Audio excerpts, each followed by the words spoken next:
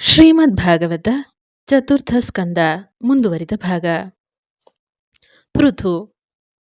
ಅಂಗರಾಜನು ಮಹಾಸಾಧುವು, ಸಕಲ ಸದ್ಗುಣ ಸಂಪನ್ನನೂ ಆಗಿದ್ದನು. ಗೋಬ್ರಾಹ್ಮಣರಲ್ಲಿ ಅತ್ಯಂತ ಭಕ್ತಿಯುಳ್ಳವನೂ ಆಗಿದ್ದನು. ಒಮ್ಮೆ ಅವನು ಅಶ್ವಮೇಧ ಯಾಗವನ್ನು ಪ್ರಾರಂಭಿಸಿ ಹವಿಸ್ಸನ್ನು ಹಾಕಿದರೂ ಸಹ ಒಬ್ಬ ದೇವತೆಯು ಪ್ರಕಟವಾಗಿ ಹವಿಸ್ಸನ್ನು ಸ್ವೀಕರಿಸಲಿಲ್ಲ. ಇದರಿಂದ ಯತ್ವೀಕರಿಗೆ ಆಶ್ಚರ್ಯವಾಯಿತು. ತಾವು ಸ್ವರಪೂರ್ವಕವಾಗಿ ಅತ್ಯಂತ ಪರಿಶುದ್ಧ ಮನಸ್ಕರಾಗಿಯೂ ಮಂತ್ರೋಚ್ಚಾರಣೆಯನ್ನು ಮಾಡಿದರೂ ದೇವತೆಗಳು ಬಾರದಿರುವ ಕಾರಣವನ್ನು ತಿಳಿಯದೆ ಚಿಂತೆಗೊಳಗಾದರು. ರಾಜನೂ ಕೂಡ ಬಹಳ ಸದ್ಧರ್ಮಿಯು.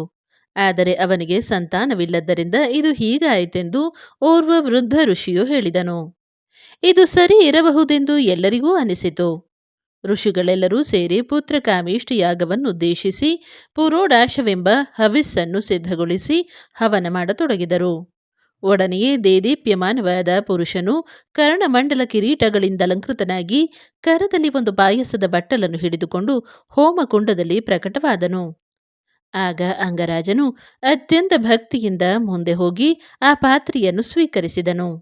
ಅದನ್ನು ಭುಂಜಿಸಲು ತನ್ನ ಪಟ್ಟದ ರಾಣಿಗೆ ಕೊಟ್ಟನು. ಅವಳು ಅದನ್ನು ಉಂಡಳು.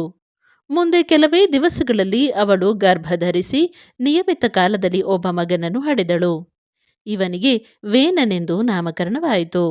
ವೇನನು ತನ್ನ ಅಜ್ಜನ ಅಂದರೆ ತಾಯಿಯ ತಂದೆಯ ಮನೆಯಲ್ಲಿ ಜನಿಸಿದನು ಮತ್ತು ಅಲ್ಲಿಯೇ ಇದ್ದು ದೊಡ್ಡವನಾಗತೊಡಗಿದನು. ಈ ಮಗನು ಅಧರ್ಮ ವಂಶಜನು. ವೇನನು ಹುಟ್ಟು ಸದ್ಗುಣಶೀಲನಿದ್ದರೂ ಕೀಳರ ಮನೆಯಲ್ಲಿ ಬೆಳೆಯತೊಡಗಿದ್ದರಿಂದ ಇವನು ಅಧರ್ಮಿಯೂ ನಾಸ್ತಿಕನೂ ನೀಚನೂ ನಿರ್ದಯನೂ ಪರಹಿಂಸೆ ಪರಪೀಡೆಯಲ್ಲಿ ಸಂತೋಷ ಪಡತಕ್ಕವನೂ ಆಗಿ ಬೆಳೆದನು. ತನ್ನ ತಂದೆಯ ಮನೆಗೆ ದೊಡ್ಡವನಾದೊಡನೆಯೇ ಬಂದನು. ಯಾವಾಗಲೂ ಬಿಲ್ಲು ಬಾಣ ಖಡ್ಗಗಳನ್ನು ಧರಿಸಿಯೇ ಓಡಾಡುವನು. ಕಣ್ಣಿಗೆ ಕಂಡ ಕಾಡು ಪಶುಗಳನ್ನು ಕೊಂದೇ ಬಿಡುವನು. ಚಿಕ್ಕ ಮಕ್ಕಳು ಇವನ ಕೈಗೆ ಸಿಕ್ಕರೆ ಖಡ್ಗದಿಂದ ಇರಿದು ಚೆಲ್ಲಾಡಿ ಸಂತೋಷ ಪಡುವನು. ಇವನ ಕಣ್ಣಿಗೆ ಕಂಡ ಯಾವ ಸುಂದರಿಯೂ ಪವಿತ್ರಳಾಗಿ ಉಳಿಯುವಂತಿಲ್ಲ. ಇದರಿಂದ ಅಂಗರಾಜನು ಪರಮ ದುಃಖಿಯಾದನು. ಮಗನಿಗೆ ತಾನು ಉಪದೇಶ ನೀಡಿದ್ದಲ್ಲದೆ ರಾಣಿಯಿಂದಲೂ ಅಮಾತ್ಯರಿಂದ ಋಷಿಗಳಿಂದ ಮತ್ತು ಎಲ್ಲ ಸಜ್ಜನರಿಂದ ಉಪದೇಶ ಮಾಡಿಸಿದನು. ಮಗನು ದುರ್ಮಾರ್ಗಗಳನ್ನು ಬಿಡಲಿಲ್ಲ. ಇದರಿಂದ ತಂದೆಯು ಬಹಳವಾಗಿ ನೊಂದುಕೊಂಡು ಒಂದು ದಿನ ರಾತ್ರಿ ಯಾರಿಗೂ ತಿಳಿಯದಂತೆ ಅಂಗರಾಜನು ತನ್ನ ಅರಮನೆಯಿಂದ ಹೊರಟು ಅರಣ್ಯಕ್ಕೆ ಸಾಗಿಬಿಟ್ಟನು. ರಾಜ ಕುಟುಂಬವು ಅಮಾತ್ಯರು ಋಷಿಗಳು ಪುರೋಹಿತರು ಅಂಗರಾಜನು ಅರಣ್ಯಕ್ಕೆ ತೆರಳಿದ್ದು ಕಂಡು ದುಃಖಿಗಳಾದರು. ಅವನನ್ನು ಹುಡುಕಲು ಸರದಾರರನ್ನು ಸೈನಿಕರನ್ನೂ ಕಳುಹಿಸಿದರು. ಆದರೆ ರಾಜನು ಸಿಗಲಿಲ್ಲ. ರಾಜನಿಲ್ಲದ ರಾಜ್ಯವು ಅರಾಜಕವಾಗಿ ಕೊಲೆ ಸುಲಿಗೆ ಕಳ್ಳಕಾಕರ ಹಾವಳಿ ನಡೆಯುವುದೆಂದು ಹೆದರಿ ಬ್ರಾಹ್ಮಣರು ಋಷಿಗಳು ಯೋಚಿಸಿ ವೇನನನ್ನೇ ಪಟ್ಟಕಟ್ಟಲು ನಿರ್ಧರಿಸಿದರು. ಅದರಂತೆ ಭೃಗು ಋಷಿಗಳೇ ಮುಂದಾಗಿ ಬಂದು ವೇನನಿಗೆ ಪಟ್ಟ ಕಟ್ಟಿದರು. ವೇನನು ರಾಜನಾದ ಮೇಲಂತೂ ಅವನ ದುರ್ವ್ಯಾಪಾರಗಳಿಗೆ ಮಿತಿಯೇ ಇರಲಿಲ್ಲ. ಅನೀತಿ ಅತ್ಯಾಚಾರಗಳು ಹೆಚ್ಚಿದವು. ರಾಜ್ಯದಲ್ಲಿ ಕೊಲೆ ಸುಲಿಗೆಗಳು ಹೆಚ್ಚಾದವು. ರಾಜನು ತನ್ನ ರಥವನ್ನೇರಿ ಇಡೀ ರಾಜ್ಯವನ್ನೆಲ್ಲ ಸುತ್ತಾಡಿ ಅಗ್ನಿ ಹೋಮ ಯಜ್ಞ ಯಾಗ ದಾನ ಧರ್ಮಗಳನ್ನು ನಿಲ್ಲಿಸಿಬಿಟ್ಟನು. ತಾನೇ ದೇವರೆಂದು ಹವಿಸ್ಸು ಮೊದಲಾದವುಗಳನ್ನು ತನಗೆ ಅರ್ಪಿಸಬೇಕೆಂದು ಆಜ್ಞಾಪಿಸಿದನು. ಇದರಿಂದ ದೇಶಕ್ಕೆ ಮತ್ತಷ್ಟು ಅನರ್ಥ ಪರಂಪರೆಗಳು ಬಂದೊದಗಿದವು. ಇದನ್ನು ಕಂಡು ಇವನು ಈಗಿಂದೀಗಲೇ ಸತ್ತು ಹೋಗಲಿ ಎಂದು ಸಜ್ಜನರು ಶಾಪವನ್ನಿತ್ತರು. ವೇನನು ಸತ್ತು ಬಿದ್ದನು. ಪುತ್ರ ಮೋಹದಿಂದ ವೇನನ ತಾಯಿ ಸುನೀತೆಯು ಅವನ ಶವವನ್ನು ಹಾಗೆಯೇ ಕಾದರಿಸಿಕೊಂಡಳು. ತನ್ನಲ್ಲಿಯ ಮಂತ್ರವಿದ್ಯೆ ಪ್ರಭಾವದಿಂದ ಅದನ್ನು ರಕ್ಷಿಸುತ್ತಾ ದುಃಖಿಸುತ್ತಾ ಕಾಲಹರಣ ಮಾಡತೊಡಗಿದಳು. ಸರಸ್ವತಿ ನದಿ ತೀರದಲ್ಲಿ ವಾಸಿಸಿರುವ ಋಷಿಗಳೆಲ್ಲರೂ ಒಂದು ದಿನ ಸ್ನಾನಾದಿಗಳನ್ನು ತೀರಿಸಿಕೊಂಡು ಭಗವಾರಾಧನೆಯಲ್ಲಿರುವಾಗ ಅನೇಕ ಉತ್ಪಾತಗಳಾದವು. ದುಶ್ಶಕುನಗಳು ಅವರಿಗೆ ಕಂಡವು.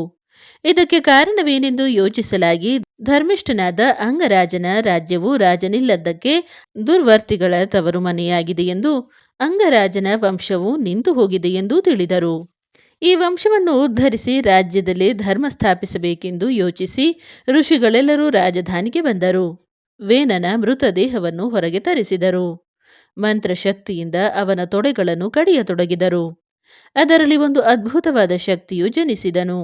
ಆ ಅಕರಾಳ ಸ್ವರೂಪದ ಬಣ್ಣವು ಕಾಗೆಯಂತೆ ಗಿಡ್ಡ ದೇಹ, ಮೊಂಡ ತೋಳುಗಳು, ದೊಡ್ಡ ಮುಖ, ಚಿಕ್ಕ ಬಾಯಿ, ದೊಡ್ಡ ಮೂಗು, ಕೆಂಪು ಕಣ್ಣು, ಕೆಂಪು ತಲೆ ಕೂದಲು ಉಳ್ಳವನನ್ನು ಕಂಡು ಇವನು ರಾಜನಾಗಲು ಅಯೋಗ್ಯನೆಂದು ಋಷಿಗಳು ನಿಷೇಧ ಎಂದರು. ಸುಮ್ಮನೆ ಕುಳ್ಳಿರಿಸಿ ಬಿಟ್ಟರು. ಇವನ ವಂಶವೇ ನಿಶಧರ ಜಾತಿ ನಿರ್ಮಾಣವಾಗಿ ಅವರೆಲ್ಲರೂ ಪಕ್ಷಿಗಳನ್ನು ಹೊಡೆದು ತಿನ್ನುತ್ತಾ ಗುಡ್ಡಗಾಡಿನಲ್ಲಿ ವಾಸಿಸುವ ಬೇಡರಾದರು. ಋಷಿಗಳು ವೇನನ ತೊಡೆಗಳನ್ನು ಬಿಟ್ಟು ಅವನ ತೋಳುಗಳೆರಡನ್ನೂ ಕಡಿಯತೊಡಗಿದರು. ಆದ್ದರಿಂದ ಒಂದು ಗಂಡು ಒಂದು ಹೆಣ್ಣು 2 ಜೀವಗಳು ಜನಿಸಿದರು. ಈ ದಿವ್ಯಾಕೃತಿಗಳನ್ನು ಕಂಡು ಋಷಿಗಳು ಎಲ್ಲರೂ ಇವರು ಸಾಕ್ಷಾತ್ ಭಗವಂತನ ಅಂಶದಿಂದಲೇ ಹುಟ್ಟಿರಬೇಕೆಂದು ನಿಶ್ಚಯಿಸಿದರು. ಭೃಗು ಮೊದಲಾದ ಸಮಸ್ತ ಋಷಿಗಳು ಈ ಮಿಥುನವು ಶ್ರೀ ಲಕ್ಷ್ಮೀನಾರಾಯಣರೆಂದೇ ಸ್ತೋತ್ರ ಮಾಡಹತ್ತಿದರು. ಆಗ ಆಕಾಶದಲ್ಲಿ ಗಂಧರ್ವರು ಗಾನ ಮಾಡತೊಡಗಿದರು. ಅಪ್ಸರಿಯರು ನರ್ತಿಸಹತ್ತಿದರು. ದೇವದುಂದುಭೆಗಳು ಮೊಳಗಿದವು. ಆಕಾಶದಿಂದ ಪುಷ್ಪವೃಷ್ಟಿಯಾಯಿತು. ಮಗುವಿನ ಬಲಗೈಯಲ್ಲಿ ಚಕ್ರರೇಖೆಯು ಪಾದಗಳಲ್ಲಿ ಪದ್ಮರೇಖೆಗಳು ಇದ್ದುದನ್ನು ಕಂಡು ಅವನಿಗೆ ಪೃಥು ಎಂದು ನಾಮಕರಣ ಮಾಡಿದರು. ಸಕಲ ಸೌಂದರ್ಯ ಭರಿತಳಾದ ಈ ಹೆಣ್ಣು ಲಕ್ಷ್ಮಿಯೇ ಎಂದು ತಿಳಿದು ಅವಳಿಗೆ ಅರ್ಚಿ ಎಂದು ಕರೆದರು. ಪೃಥು ಅರ್ಚಿಯರ ಜನನವಾದೊಡನೆಯೇ ಬ್ರಹ್ಮದೇವರು ಇಂದ್ರಾದಿ ಸಕಲ ದೇವತೆಗಳೊಡನೆ ಬಂದಿಳಿದನು. ಪೃಥುರಾಜನನ್ನು ಕಂಡು ಅವನನ್ನು ಅಖಂಡವಾಗಿ ಸ್ತೋತ್ರ ಮಾಡಿದನು.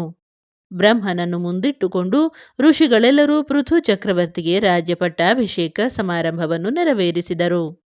ಆಗ ಅಲ್ಲಿ ನೆರೆದಿದ್ದ ಎಲ್ಲ ದೇವತೆಗಳು ಪೃಥುರಾಜನಿಗೆ ಒಬ್ಬೊಬ್ಬರಾಗಿ ಮುಂದೆ ಬಂದು ಕಾಣಿಕೆಗಳನ್ನು ಅರ್ಪಿಸಿದರು. ವಂದಿಮಾಗಧರು ಸೂತರಾಜನಿಗೆ ಪರಾಕು ಹೇಳುತ್ತಾ ಅವನನ್ನು ಬಾಯಿ ತುಂಬ ಹೊಗಳಿ ಜಯಘೋಷಿಸಿದರು. ಇದರಿಂದ ಪೃಥುರಾಜನು ಸಂತೋಷಗೊಂಡರೂ ಕೂಡ, ಎಲೈ ವಂದಿಮಾಗಧರೇ, ನನ್ನ ಬಗ್ಗೆ ನೀವೇನೂ ಅರಿಯದಿದ್ದರೂ ಬಹಳ ಒಳ್ಳೊಳ್ಳೆಯ ಗುಣಗಳು ನನ್ನಲ್ಲಿರುವುವೆಂದು ಹೊಗಳಿ ನನ್ನನ್ನು ಮೋಹದಲ್ಲಿರಿಸಿ ಮದವೇರಿಸಬೇಡಿರಿ. ಹೊಗಳಿದರೆ ಸಕಲ ಸದ್ಗುಣಪೂರ್ಣನಾದ ಭಗವಂತನನ್ನು ಹೊಗಳಬೇಕು. ನಾನು ಕೇವಲ ರಾಜನು, ನನ್ನನ್ನು ಹೊಗಳಬೇಡಿರಿ ಎಂದು ವಿನಯ ತೋರಿಸಿದನು. ಈ ಮಾತುಗಳಿಂದ ವಂದಿಮಾಗಧರು ಮತ್ತಷ್ಟು ಹುಮ್ಮಸ್ಸು ಪಟ್ಟರು. ರಾಜನು ಸಾಕ್ಷಾತ್ ಭಗವದಂಶವೆಂದು ಅವನು ಸತ್ಪಾತ್ರನೆಂದು ಬ್ರಾಹ್ಮಣರು ಋಷಿಗಳು ಬೆಂಬಲಿಸಿದ ಬಳಿಕವಂತೂ ವಂದಿಮಾಗಧರು ಪೃಥುರಾಜನನ್ನು ಬಹಳವಾಗಿ ಸ್ತೋತ್ರ ಮಾಡುತ್ತಾ ಅವನನ್ನು ಕೊಂಡಾಡತೊಡಗಿದರು. ಇದರಿಂದ ರಾಜನು ಸಂತೋಷಪಟ್ಟು ಅವರಿಗೆ ಅನೇಕ ಕಾಣಿಕೆಗಳನ್ನು ಕೊಟ್ಟನು. ರಾಜ್ಯಾಡಳಿತದಲ್ಲಿ ಮಂತ್ರಿಗಳಿಗೂ ಅಮಾತ್ಯರಿಗೂ ಅವರವರ ಯೋಗ್ಯತೆಯ ಪ್ರಕಾರ ಮರ್ಯಾದೆಯನ್ನಿತ್ತು ಪ್ರಜೆಗಳನ್ನು ಮಕ್ಕಳಂತೆ ಪರಿಪಾಲಿಸತೊಡಗಿದನು. ಆದರೆ ಅವನ ಕಾಲದಲ್ಲಿ ಭೂಮಿಯಲ್ಲಿ ಬೆಳೆಯೇ ಇಲ್ಲದಾಯಿತು. ಧಾನ್ಯಗಳು ಬೆಳೆಯದ್ದರಿಂದ ಪ್ರಜೆಗಳು ದನಕರುಗಳು ಹೊಟ್ಟೆಗಿಲ್ಲದೆ ಸಾಯತೊಡಗಿದವು. ಸಿಕ್ಕಲ್ಲಿ ಬೆಟ್ಟಗಳು ಯದ್ವಾ ತದ್ವಾ ಬೆಳೆದು ಜನವಸತಿಗೆ ಅನಾನುಕೂಲತೆಗಳುಂಟಾದವು. ಜನರು ಕಂಗಾಲಾಗಿ ಪೃಥುರಾಜನಲ್ಲಿ ಬಂದು ತಮ್ಮ ಗೋಳನ್ನು ತೋಡಿಕೊಂಡು ತಮಗೆ ಆಹಾರಾದಿಗಳನ್ನು ಕೊಟ್ಟು ಕಾಪಾಡಬೇಕೆಂದು ಹಲುಬತೊಡಗಿದರು. ರಾಜನಿಗೂ ಇದೊಂದು ದೊಡ್ಡ ಚಿಂತೆಯಾಗಿಯೇ ಪರಿಣಮಿಸಿತು. ತನ್ನಲ್ಲಿಯೇ ತಾನು ಯೋಚನಾಪರನಾಗಿ ಬಿತ್ತಿದ ಬೀಜಗಳನ್ನೆಲ್ಲ ಭೂದೇವಿಯೇ ನುಂಗುತ್ತಿರುವಳೆಂದು ಕಂಡುಕೊಂಡನು. ಪ್ರಜೆಗಳಲ್ಲಿಯ ಕ್ಷಾಮಕ್ಕೆ ಭೂಮಿಯೇ ಕಾರಣಳಾದ್ದರಿಂದ ಅದನ್ನೇ ರಕ್ಷಿಸಬೇಕೆಂದು ಧನುರ್ಮಾಣ ಸಹಿತನಾಗಿ ಹೊರಟು ಭೂದೇವಿಗೆ ಒಂದು ಗರ್ಜನೆಯನ್ನೇ ಹಾಕಿದನು. ಭೂದೇವಿಯು ಪೃಥುರಾಜನ ಪರಾಕ್ರಮ ಬಲ್ಲವಳಾದುದರಿಂದ ಅವಳು ಬಹು ಬೆದರಿದಳು. ಒಂದು ಆಕಳ ರೂಪ ಧರಿಸಿ ಓಡತೊಡಗಿದಳು. ರಾಜನು ಅವಳನ್ನು ಬಿಡದೆ ಬೆನ್ನು ಹತ್ತಿದನು. ಕಡೆಗೆ ಭೂದೇವಿಯು ರಾಜನಲ್ಲಿ ಮೊರೆ ಹೊಕ್ಕಳು. ನೀನು ಪ್ರಜೆಗಳಿಗೂ ದನಕರುಗಳಿಗೂ ಧಾನ್ಯವನ್ನು ನೀಡುವುದಾದರೆ ನಿನ್ನನ್ನು ಕೊಲ್ಲುವುದಿಲ್ಲ ಎಂದು ರಾಜನು ನುಡಿದನು. ಸಾಕ್ಷಾತ್ ಪರಮೇಶ್ವರನ ಅಂಶವೇ ಆದ ನಿನಗೆ ನಾನು ನಮಸ್ಕರಿಸುವೆನು. ಎಲೈ ಮಹಾತ್ಮನೇ, ಬ್ರಹ್ಮಾದಿ ದೇವತೆಗಳು ನನಗೆ ನೀಡಿದ ವನಫಲ ಬೀಜಗಳನ್ನು ಋಷಿಗಳು ರಾಜರು ನೀಡಿದ ಹವಿಸ್ಸನ್ನು ನನ್ನ ದೇಹದಲ್ಲಿ ಜೀರ್ಣಿಸಿಕೊಂಡಿದ್ದೇನೆ. ಅವುಗಳನ್ನು ನನಗೆ ಹೊರಗೆ ಬಿಡಲು ಬರುವುದಿಲ್ಲ. ಆದುದರಿಂದ ನೀನು ನನಗಾಗಿ ಒಂದು ಕರುವನ್ನು ಸೃಷ್ಟಿಸು, ಒಂದು ಪಾತ್ರೆಯನ್ನು ನಿರ್ಮಿಸು, ನನ್ನ ಹಾಲನ್ನೇ ಕರೆದು ಸಮಸ್ತ ಭೂಜಂತುಗಳಿಗೆ ಮಾನವರಿಗೆ ಅದನ್ನೇ ಆಹಾರ ರೂಪದಲ್ಲಿ ಬದಲಿಸು ಎಂದಳು ಭೂಮಾತೆ. ಇದು ಯೋಗ್ಯವೆಂದು ಪೃಥುರಾಜನಿಗನಿಸಿತು. ಕೂಡಲೇ ಅವನು ಸ್ವಯಂಭೂ ಮನುವನ್ನು ಆಕಳ ಕರುವನ್ನಾಗಿ ಮಾಡಿದನು. ತನ್ನ ಕರಗಳನ್ನೇ ಪಾತ್ರೆಯನ್ನಾಗಿ ನಿರ್ಮಿಸಿದನು. ಹಾಲನ್ನು ಕರೆಯತೊಡಗಿದನು. ಆಗ ದೇವತೆಗಳು, ದೇವಋಷಿ, ಬ್ರಹ್ಮರ್ಷಿಗಳು, ಗಂಧರ್ವ, ಅಪ್ಸರಿಯರು, ಸಿದ್ಧರು, ಚಾರಣರು, ಅಸುರರು, ಅಯಾಚಿತರು ಎಲ್ಲರೂ ತಮ್ಮ ತಮ್ಮಲ್ಲಿಯ ಶ್ರೇಷ್ಠ ವ್ಯಕ್ತಿಗಳನ್ನು ಕರುವನ್ನಾಗಿಯೂ ಪಾತ್ರೆಯನ್ನಾಗಿಯೂ ಮಾಡಿ ಭೂಮಾತೆಯ ಹಸ್ತದಿಂದ ಹಾಲು ಕರೆದರು. ತಮಗೆ ಇಷ್ಟವಾದ ಪದಾರ್ಥಗಳನ್ನು ಭೂಮಿಯ ಮೇಲೆ ಬೆಳೆಯತೊಡಗಿದರು. ಇದರಿಂದ ಇಡೀ ಲೋಕವೇ ಸಕಲ ಸಂಪತ್ತು ಐಶ್ವರ್ಯಾದಿಗಳಿಂದ ಸಮೃದ್ಧವಾಯಿತು. ರಾಜನು ತನ್ನ ಧನುರ್ಬಾಣಗಳಿಂದ ಬೆಟ್ಟಗಳನ್ನೆಲ್ಲ ಸವರಿ ಸಮನಾಗಿ ಮಾಡಿಬಿಟ್ಟನು. ಈ ಸಮ ಪ್ರದೇಶದಲ್ಲಿ ಪ್ರಜೆಗಳು ಗೃಹಗಳನ್ನು ನಿರ್ಮಿಸಿಕೊಂಡು ವಾಸ ಮಾಡಿ ಸಂಸಾರಿಯಾಗಿ ಸುಖದಿಂದ ಇರತೊಡಗಿದರು. ಪೃಥುರಾಜನ ಕಾಲದಲ್ಲಿಯೇ ಗ್ರಾಮ, ಪಟ್ಟಣ, ಪುರ, ದುರ್ಗ, ಹಳ್ಳಿ, ಸೇವಾ ನಿವಾಸ ಸ್ಥಾನ, ಕೃಷಿ ಭೂಮಿಗಳು ಮುಂತಾದವುಗಳು ನಿರ್ಮಾಣವಾದವು. ಆಮೇಲೆ ಪೃಥುರಾಜನು 100 ಅಶ್ವಮೇಧ ಯಾಗಗಳನ್ನು ಮಾಡಬೇಕೆಂದು ನಿಶ್ಚಯಿಸಿ ಅತ್ಯಂತ ಪವಿತ್ರವೂ ಸ್ವಯಂಭೂ ಮನುವಿನ ವಾಸಸ್ಥಾನವೂ ಆದ ಬ್ರಹ್ಮಾವರ್ತಕ್ಕೆ ಬಂದು ಅಲ್ಲಿ ಯಾಗವನ್ನು ಪ್ರಾರಂಭಿಸಿದನು. ಈ ಯಾಗಗಳನ್ನು ನೋಡುವುದಕ್ಕಾಗಿ ಸ್ವತಃ ಶ್ರೀಮನ್ನಾರಾಯಣನು ಬ್ರಹ್ಮರುದ್ರಾದಿಗಳೊಡನೆ ಬಂದಿದ್ದನು. ಸಕಲ ದೇವತೆಗಳೂ ಬಂದಿದ್ದರು. ಇವರೆಲ್ಲರೂ ಯಜ್ಞದಲ್ಲಿ ಸಾಕ್ಷಾತ್ತಾಗಿಯೇ ನಿಂತು ಹವಿಸ್ಸನ್ನು ಸ್ವೀಕರಿಸುತ್ತಿದ್ದರು. ಗಂಧರ್ವರು, ಅಪ್ಸರಿಯರು, ಸಿದ್ಧರು, ವಿದ್ಯಾಧರರು, ಗುಹ್ಯಾದಿಗಳಲ್ಲದೆ ಮಹಾನ್ ಋಷಿಗಳಾದ ಕಪಿಲ, ನಾರದ, ದತ್ತ, ಸುನಂದ, ನಂದ, ಸನಕಾದಿಗಳೂ ಸೇರಿದ್ದರು. ಇಂಥ ವೈಭವಪೂರ್ಣವಾದ ಯಜ್ಞಗಳು 99 ಜರುಗಿದವು. 100ನೆಯ ಯಜ್ಞವು ಪ್ರಾರಂಭವಾಯಿತು. ಇಂದ್ರನಿಗೆ ಕಳವಳವು ಪ್ರಾರಂಭವಾಯಿತು. ಪೃಥುರಾಜನು ತನ್ನ ಸ್ಥಾನವನ್ನೇ ಚ್ಯುತಿಗೊಳಿಸುವನೆಂದು ಇಂದ್ರನು ಬೆದರಿದನು. ಏನಾದರೊಂದು ಉಪಾಯ ಮಾಡಬೇಕೆಂದು ಪಾಷಂಡ ವೇಷ ಧರಿಸಿ ಅತಿ ಗೌಪ್ಯವಾಗಿ ಬಂದನು. ಯೂಪಸ್ತಂಭಕ್ಕೆ ಕಟ್ಟಿದ ಯಜ್ಞ ತುರುಗವನ್ನೇ ಕದ್ದನು. ಅದನ್ನು ಅಂತರಿಕ್ಷದಲ್ಲಿ ಓಡಿಸಿಕೊಂಡು ಹೋಗತೊಡಗಿದನು. ಇದನ್ನು ಅತ್ರಿ ಋಷಿಗಳು ನೋಡಿದರು. ಪೃಥುರಾಜನು ತನ್ನ ಪತ್ನಿಯೊಡನೆ ದೀಕ್ಷಾಬದ್ಧನಾಗಿ ಕೂತಿದ್ದನು. ಆದುದರಿಂದ ಅತ್ರಿ ಋಷಿಗಳು ಪೃಥುಕುಮಾರನನ್ನು ಕರೆದು, ವೇಷಧಾರಿಯಾದ ಇಂದ್ರನು ಅಶ್ವವನ್ನು ಕದ್ದೊಯ್ಯುತ್ತಿದ್ದಾನೆ, ಅವನನ್ನು ಕೊಲ್ಲು ಎಂದು ಆಜ್ಞೆ ಮಾಡಿದರು. ಪೃಥುಕುಮಾರ ವಾಯುವೇಗದಿಂದ ಧನುರ್ಬಾಣ ಸಹಿತನಾಗಿ ಪಾಷಂಡನನ್ನು ಬೆನ್ನಟ್ಟಿದನು. ಅವನನ್ನು ಹಿಡಿಯಬೇಕೆನ್ನುವಷ್ಟರಲ್ಲಿಯೇ ಇಂದ್ರನು ತನ್ನ ವೇಷವನ್ನೂ ಕುದುರೆಯನ್ನೂ ಅಲ್ಲಿಯೇ ಬಿಟ್ಟು ಓಡಿ ಹೋದನು. ಕುದುರೆಯನ್ನು ಪೃಥುಕುಮಾರನು ಪುನಃ ಯಜ್ಞಶಾಲೆಗೆ ತಂದನು. ಕುಮಾರನ ಧೈರ್ಯ ಕಾರ್ಯಾದಿಗಳನ್ನು ಎಲ್ಲರೂ ಹೊಗಳುತ್ತಾ ಅವನಿಗೆ ವಿಜಿತಾಶ್ವ ಎಂಬ ಬಿರುದನ್ನು ಕೊಟ್ಟರು. ಯಜ್ಞವು ಮುಂದುವರಿಯಿತು. ಇಂದ್ರನು ತನ್ನ ಪ್ರಯತ್ನವನ್ನು ಬಿಡಲಿಲ್ಲ. ಈ ಸಲ ತನ್ನ ಮಾಯಾ ಮಂತ್ರದಿಂದ ಗಾಢಾಂಧಕಾರವನ್ನು ನಿರ್ಮಿಸಿ ಅದನ್ನು ಯಾಗ ಸ್ಥಳದಲ್ಲಿ ಪಸರಿಸಿ ಬಿಟ್ಟನು. ಯಾರೂ ಏನೂ ಕಾಣದಂತಾಯಿತು. ಕೂಡಲೇ ಇಂದ್ರನು ಬಂದು ಯೂಪಸ್ತಂಭಕ್ಕೆ ಕಟ್ಟಿದ ಅಶ್ವವನ್ನು ಬಿಚ್ಚಿಕೊಂಡು ಆಕಾಶದಲ್ಲಿ ಕಣ್ಮರೆಯಾದನು. ಇದು ಇಂದ್ರನ ಕುತಂತ್ರವೆಂದೇ ತಿಳಿದು ಅತ್ರಿ ಋಷಿಗಳು ಮತ್ತೆ ವಿಜಿತಾಶ್ವನಿಗೆ ಇಂದ್ರನನ್ನು ಬೆನ್ನಟ್ಟಲು ಆಜ್ಞೆ ಮಾಡಿದರು. ವಿಜಿತಾಶ್ವನು ಇಂದ್ರನನ್ನು ಬೆನ್ನಟ್ಟಿ ಹೊಡೆಯಬೇಕೆಂದೇ ನಿಶ್ಚಯಿಸಿ ಬಾಣವನ್ನು ಬಿಲ್ಲಿಗೆ ಹೂಡಿದನು. ಇನ್ನು ತನ್ನ ಆಟವು ನಡೆಯದೆಂದರಿತ ಇಂದ್ರನು ತನ್ನ ಪಾಷಂಡ ವೇಷವನ್ನು ಕುದುರೆಯನ್ನು ಮತ್ತೆ ಅಲ್ಲಿಯೇ ಬಿಟ್ಟು ಪಲಾಯನ ಮಾಡಿದನು. ವಿಜಿತಾಶ್ವನು ಕುದುರೆಯನ್ನು ಮತ್ತೆ ಯಾಗ ಸ್ಥಳಕ್ಕೆ ತಂದನು. ಅಜ್ಞರೂ ಮೂರ್ಖರೂ ಆದವರು ಇಂದ್ರನು ಬಿಟ್ಟು ಹೋದ ವೇಷಭೂಷಣಗಳನ್ನು ತಾವು ಸ್ವೀಕರಿಸಿದರು. ಇದರಿಂದಲೇ ಪಾಷಂಡ ಮತವು ಪ್ರಾರಂಭವಾಯಿತು. ತನ್ನ ಯಾಗಕ್ಕೆ ಮೇಲಿಂದ ಮೇಲೆ ವಿಘ್ನ ತಂದ ಇಂದ್ರನನ್ನು ಕೊಂದೇ ಬಿಡಬೇಕೆಂದು ಸಿಟ್ಟಿಗೆದ್ದ ಪೃಥು ಚಕ್ರವರ್ತಿಯು ತನ್ನ ಸ್ಥಳದಿಂದ ಎದ್ದು ಬಿಟ್ಟನು. ಬಿಲ್ಲು ಬಾಣ ಧರಿಸಿ ಇಂದ್ರಲೋಕಕ್ಕೆ ಹೊರಡಲು ಅನುವಾದನು. ಆಗ ಅತ್ರಿ, ಭೃಗು ಮೊದಲಾದ ಋಷಿಗಳು ಬಂದು ರಾಜನನ್ನು ಶಾಂತಗೊಳಿಸಿದರು. ರಾಜ, ದೀಕ್ಷಾಬದ್ಧನಾದ ನೀನು ಯಜ್ಞ ಪಶುವನ್ನು ಬಿಟ್ಟು ಮತ್ತಾರನ್ನೂ ಕೊಲ್ಲಲಾಗದು. ನೀನು ಕುಳಿತುಕೋ. ಮಂತ್ರೋಚ್ಚಾರಣೆಯಿಂದ ಇಂದ್ರನನ್ನು ಇಲ್ಲಿಗೆ ತರಿಸಿ ಯಜ್ಞದಲ್ಲಿ ಹೋಮ ಮಾಡಿಬಿಡುತ್ತೇವೆ ಅಂದರು. ಆಗ ರಾಜನು ಸಂತೋಷಪಟ್ಟು ಕುಳಿತನು. ಋಷಿಗಳೆಲ್ಲರೂ ಕ್ರೋಧಾವಿಷ್ಟರಾಗಿ ಮಂತ್ರೋಚ್ಚಾರ ಮಾಡತೊಡಗಿದರು. ಇದನ್ನು ಕಂಡು ಅಲ್ಲಿಯೇ ಇದ್ದ ಬ್ರಹ್ಮದೇವರು ಮುಂದೆ ಬಂದು, ಋಷಿಗಳೇ, ಇದನ್ನೇನು ನಡೆಸಿರುವಿರಿ? ಶಾಸ್ತ್ರೋಕ್ತ ಕರ್ಮ ಮಾಡಲಿಕ್ಕಷ್ಟೇ ನೀವು ಅಧಿಕಾರಿಗಳು. ಅದನ್ನು ಬಿಟ್ಟು ಇಂದ್ರನನ್ನು ಹೋಮ ಮಾಡಲು ಹೊರಟಿರಲ್ಲವೇ? ಅವನು ಯಜ್ಞ ಪುರುಷಾಂತರ್ಯಾಮಿಯಾದ ಒಬ್ಬ ದೇವತೆಯಲ್ಲವೇ? ಈ ಕಾರ್ಯವನ್ನು ಬಿಡಿರಿ. ಪೃಥುರಾಜ, ಯಾಗ ಮಾಡಬೇಕೆಂಬ ಉದ್ದೇಶವಾದರೂ ಏನು? ನಿನಗೆ ನೀನು ಕೇವಲ ಮೋಕ್ಷಾದಿ ಪುರುಷಾರ್ಥಗಳನ್ನು ಬೇಡತಕ್ಕವನು. ಯಜ್ಞಯಾಗಾದಿಗಳು ಸ್ವರ್ಗ ಸುಖಗಳನ್ನು ಕೊಡತಕ್ಕಂಥವು. ಇವುಗಳಿಂದ ನಿನಗೆ ಪ್ರಯೋಜನವೂ ಇಲ್ಲ. ಮೇಲಾಗಿ ನೀನು ಈಗ ಇಂದ್ರನಿಗಿಂತ ಎಷ್ಟೋ ಪಟ್ಟು ಪುಣ್ಯಶಾಲಿಯೂ ಕೀರ್ತಿವಂತನೂ ಆಗಿರುವೆ. ಆದುದರಿಂದ ಈ ಯಜ್ಞವನ್ನು ಇಲ್ಲಿಗೇ ನಿಲ್ಲಿಸಿಬಿಡು, ನಿಮಗೆ ಕಲ್ಯಾಣವಾಗುವುದು ಎಂದನು. ಬ್ರಹ್ಮದೇವರ ಮಾತನ್ನು ಕೇಳಿ ಪೃಥುರಾಜನು ಯಜ್ಞವನ್ನು ಅಷ್ಟಕ್ಕೆ ಕೊನೆಗೊಳಿಸಿದನು. ದೇವತೆಗಳು, ಗಂಧರ್ವ, ಅಪ್ಸರಿಯರು ತಮ್ಮ ತಮ್ಮ ಲೋಕಗಳಿಗೆ ತೆರಳಿದರು. ಋಷಿಗಳಿಗೂ ಬ್ರಾಹ್ಮಣರಿಗೂ ಅಗಣಿತ ಧನರಾಶಿಯನ್ನು ದಾನ ಮಾಡಿದನು. ಅರಸನು ಋಷಿಗಳಿಂದ ಆಶೀರ್ವಾದ ಪಡೆದನು. ಅವರು ತಮ್ಮ ತಮ್ಮ ಆಶ್ರಮಗಳಿಗೆ ತೆರಳಿದರು.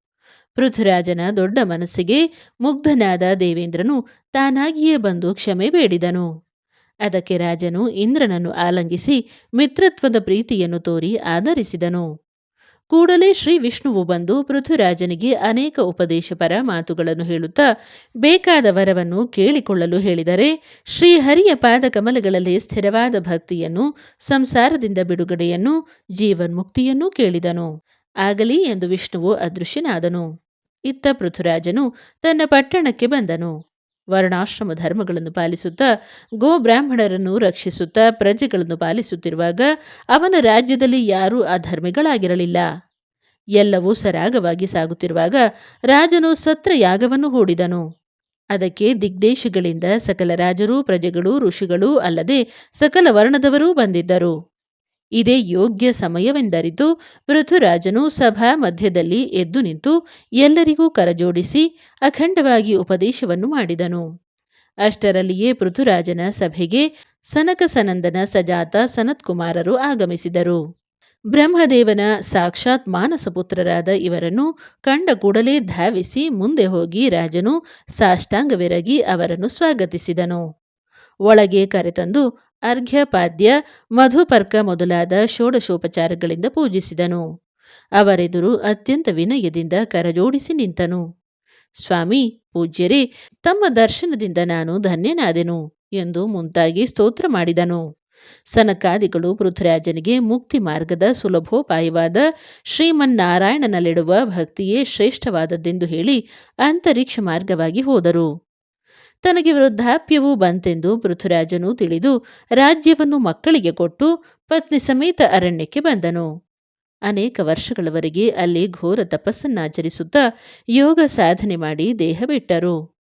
ಪೃಥುಪತ್ನಿಯಾದ ಅರ್ಚಿಯು ಪತಿಯು ದೇಹ ಬಿಟ್ಟಿದ್ದಕ್ಕಾಗಿ ದುಃಖಿಸದೆ ಸ್ನಾನ ಮಾಡಿ ಅವನಿಗೆ ತರ್ಪಣ ಬಿಟ್ಟಳು.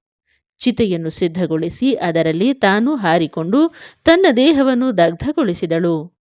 ದೇವ, ಗಂಧರ್ವ, ಋಷಿ, ಪಿತೃಗಳು ನೋಡುತ್ತಿದ್ದಂತೆಯೇ ಪೃಥು ಮತ್ತು ಅರ್ಚಿಯರು ಶ್ರೀ ಲಕ್ಷ್ಮೀನಾರಾಯಣನ ಸನ್ನಿಧಾನ ಸೇರಿದರು.